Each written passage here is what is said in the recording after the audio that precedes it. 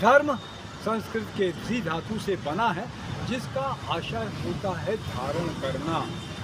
धार्यते इति धर्मः, जो धारण किया जाए वह धर्म है। व्यक्ति के जीवन में आचरणों की एक ऐसी संहिता जो उसके कर्तव्यों और व्यवहार को नियंत्रित और निर्देशित करती है, वो है धर्म संहिता।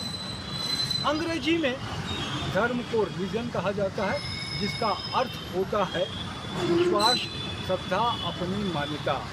धर्म के 10 लक्षण होते हैं: धैर्य, क्षमा, अक्रोध, अलोभ, अशौर्य, शौच, इंद्रिय निग्रह, सत्य और ज्ञान विद्या।